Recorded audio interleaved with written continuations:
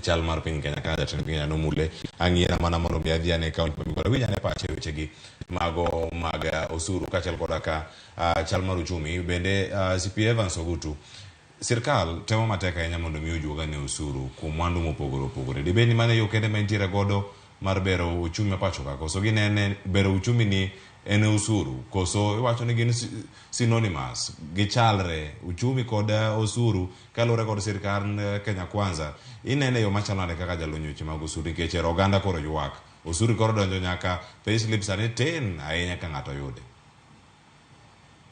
Erokamano Cleo, kidwa ng'eyo ni uchumi dhi maber kata uchumi dhi marach, nitiere weche ang'wen ma nyaka ing'e. Mokwongo ing'iyo gik miluongo ni interest rates. Nitiere government securities, iluongo ni government premium instruments, machalo kaka treasury bills and bonds.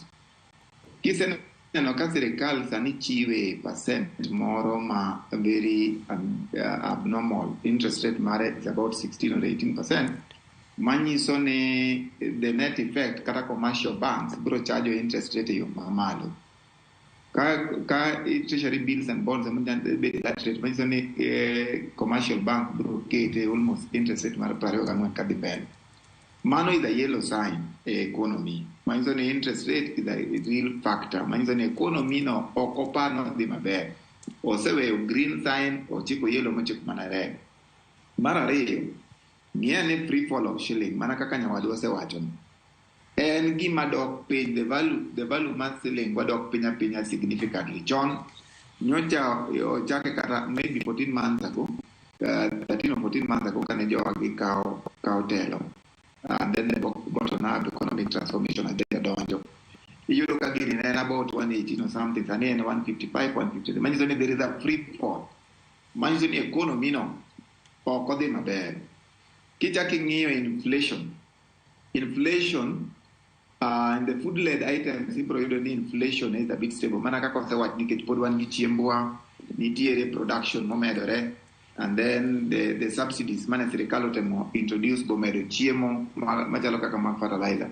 But non-food-led items, machalo kaka petroleum products, iyudo ka inflation ni malo kabisa. Manyiso ni economy no, ok en economy ma ochiko kama ber, en economy mara ma is a bit unstable. Kichaki ng'iyo the giant in the house, ushuru. Ushuru kaka sirikal osebedo kaka chajo jo oganda wa, ok en ushuru moro mosebedo kanyalo miyo wa purchasing power.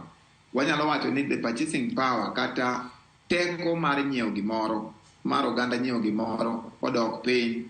Manyiso ni pesa manie ofuko koro dok piny. Ka pesa pesa ni mar ofuko dok piny, nitie gima gitimo.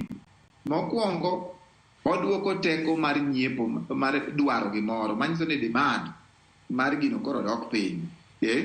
Ka demand odok piny, manyiso ni kata industries maloso gigo be koro biloso gik moko mang'eny maonge ng'ama nyieworego. Manyiso ni production kata gini iluongo ni low production be koro timore nade odok piny. Alafu gino kosetimore kamano manyiso ni jowa be manye tiyo e kembnigo be koro tije manyo gitimo kanyo koro timore nade orumo. Manyiso ni unemployment koro nitie.